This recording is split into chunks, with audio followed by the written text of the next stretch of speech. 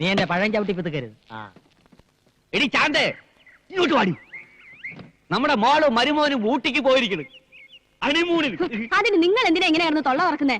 മോൻ ഫോൺ ചെയ്തപ്പോ കേട്ടതല്ലേ? നീ അപ്പൊ ശരിക്കും കേട്ടിട്ടുണ്ടാവില്ല. ഇപ്പൊ കല്യാണം കഴിക്കണ ഏത് തെണ്ടി ഹണിമൂണിന് പോണത് ഊട്ടിയിലോട്ടാണ്. പക്ഷെ ഞാൻ എന്റെ മോളെ ആഫ്രിക്കയിലോട്ടാണ് ഹണിമൂണിന് അയക്കാൻ പോണത്.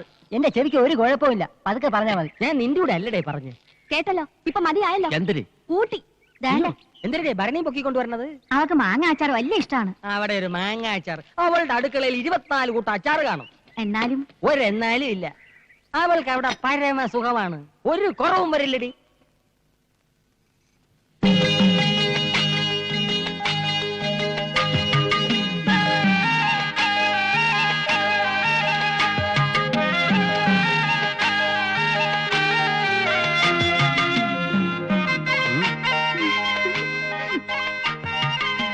എന്റെ അച്ഛൻ മാട്ടുപ്പെട്ടി മഹാദേവനോടുള്ള വാശി ഇന്നു മുതൽ ഞാൻ ആരംഭിക്കുകയാണ്. മനസ്സിലായില്ലേ? ആദ്യത്തെ ലോഡിറക്കാൻ പോവാണെന്ന്.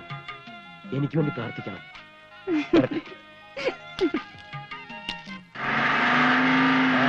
വരുന്നുണ്ട്. ലോഡെങ്ങോട്ടാ? മാട്ടുപ്പെട്ടി മഹാദേവന്റെ വീട്ടിലോട്ട്. മാട്ടുപ്പെട്ടി മഹാദേവൻ. എന്താ ഇടപാടിത്?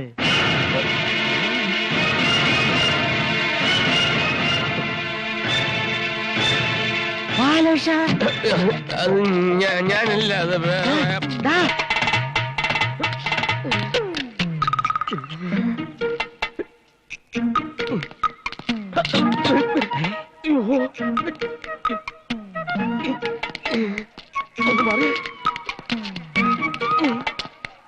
എല്ലാം ഒരേ നിറവും തലയിൽ കിട്ടും.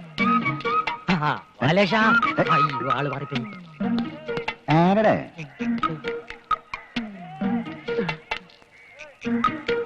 ആളെ മനസ്സിലായില്ല, പോയെന്നാ തോന്നും. രക്ഷപ്പെട്ട്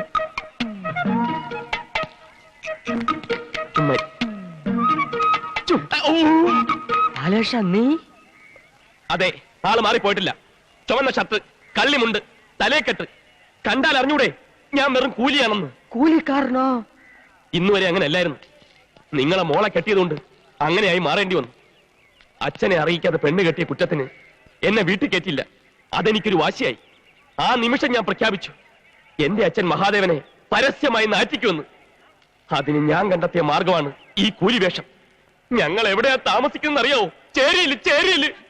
മോനെ, എനിക്ക് എന്റെ മോക്കും വേണ്ടി നീ അനുഭവിക്കണം ത്യാഗങ്ങൾ. നീ വലിയവനാടാ, വലിയവൻ. ഇനി എന്തിനാണ് ചെയ്യേണ്ടത് എനിക്കറിയാം. ഞാൻ ക്വാരിയിട്ട വെള്ളം ഞാൻ തന്നെ ത്യാഗിക്കളയാം. ഞങ്ങളെ അച്ഛന്റെ വീട്ടിലേക്ക് താമസിക്കാൻ ക്ഷണിക്കുകയാണല്ലേ? അതിന് മാത്രം അച്ഛൻ എന്നെ നിർബന്ധിക്കരുത്. ശരി, അങ്ങനെ അങ്ങോട്ട് നിർബന്ധിക്കുകയാണ്. അച്ഛാ, അച്ഛാ, അച്ഛാ, അച്ഛാ, അച്ഛൻ എന്താ ഒന്നും മിണ്ടാത്തത്? പ്രശ്നങ്ങളൊക്കെ തീർന്നു, ഞങ്ങൾ കൂടെ വരാൻ തയ്യാർ. മഹാദേവന്റെ വീട്ടിലോട്ട് പോട്ട്. അയ്യോ, അയ്യോ, മഹാദേവന്റെ വീട്ടിലോട്ടാ?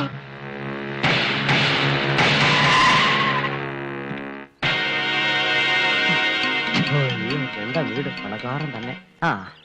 ആരാ? ഞാനാ. ഞാനെന്ന് പറഞ്ഞ അറിഞ്ഞൂടെ? ഞാൻ കുബേര, കുമാർ കുബേര. ശരി, ഇരുന്നാട്ടെ. ഇരിക്കാം. ഒരു തരത്തിൽ പറഞ്ഞ ഞാനും താനും തന്തമാര്. താൻ തന്റെ മോന്റെ തന്ത, ഞാൻ എന്റെ മോടെ തന്ത. ഈയിടെ തന്റെ മോൻ ഒരു പെണ്ണിനെയും കെട്ടിക്കൊണ്ട് ഇവിടെ വന്നു. താൻ അവരെ പള്ളു വിളിച്ച് പുറത്താക്കി. ശരി എന്നെ. ഇനി തുറന്നങ്ങോട്ട് പറയാം, എന്റെ മോളെയാണ് തന്റെ മോൻ കെട്ടിയിരിക്കണത്. കയറ്റി ഇരുത്തിട്ട് ഇറങ്ങിപ്പോവാൻ പറയില്ല.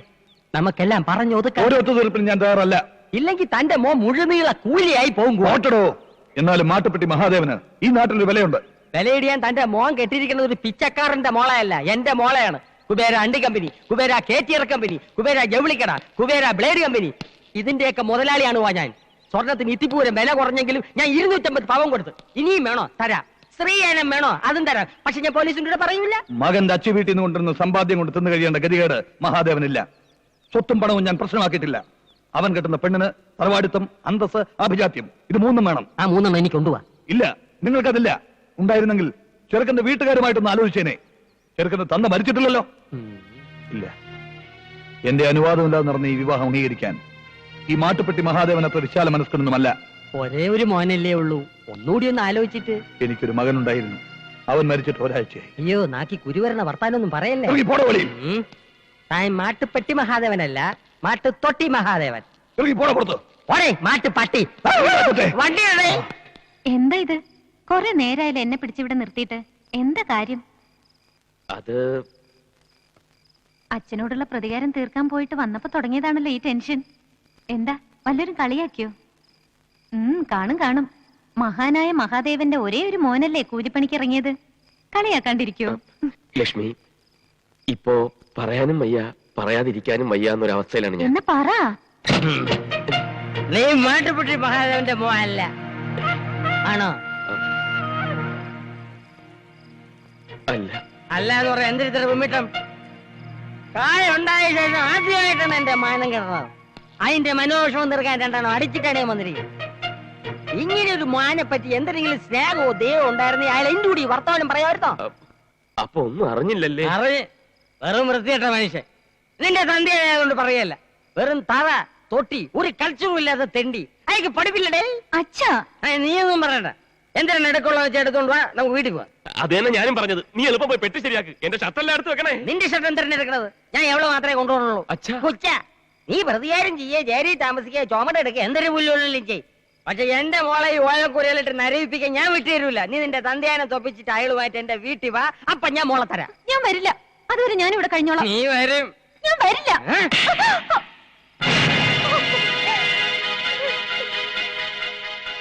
അവള് കുബേരയുടെ മോളാണ് എന്റെ കൂടെ വരും. എടി അവന്റെ അച്ഛനെ ആട്ടി പുറത്താക്കിയപ്പോ ഞാൻ തീരുമാനിച്ചാണ് നീ മഹാദേവന്റെ മോനായതുകൊണ്ടാണ് എന്റെ മോളെ തന്നത്. ഇനി നീ മഹാദേവന്റെ മോനായിട്ട് വാ. വെട്ടിറേ വരൂല്ല. ആടി എടി വരെ. ഇല്ല ബാലേട്ടാ, എന്നെ പറഞ്ഞയക്കില്ല ബാലേട്ടാ. ഇല്ല ബാലേട്ടാ. പോവാൻ നേരത്താണ് അവക്ക് ഭർത്താവും കൂടി ഒരു സ്നേഹം. ബാലേട്ടാ, എന്നെ കൊണ്ടുപോകണം പറ. ഇറങ്ങ്. വണ്ടി ഇറങ്ങ്.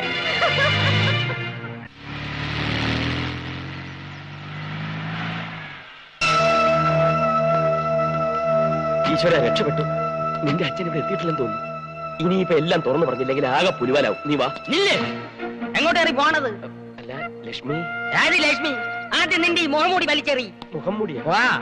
ഞാൻ എല്ലാം പറയാം. വേണ്ട, നീ ഒന്നും പറയണ്ട. നീ ആ മഹാദേവനെ വേദനിപ്പിക്കാൻ പാടില്ലായിരുന്നു.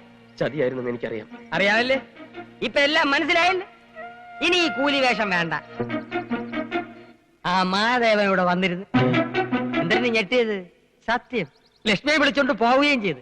നല്ല മനുഷ്യൻ, എന്തൊരു സ്നേഹം. ആ നല്ല മനുഷ്യൻ എപ്പോഴാ വന്നത്? ഒരു അരമണിക്കൂറായി ഇല്ലേ? ആ നല്ല മനുഷ്യൻ എങ്ങോട്ടാ പോയത്? വീട്ടിലോട്ട്. ഉണ്ണികൃഷ്ണ വണ്ടി എടു. മോനെ നീ മിടുക്കനാണ്, മിടുമിടുക്കൻ. സ്വന്തം അച്ഛനല്ലേ മുട്ടൂത്തി കളഞ്ഞത്. തന്നെ തന്നെ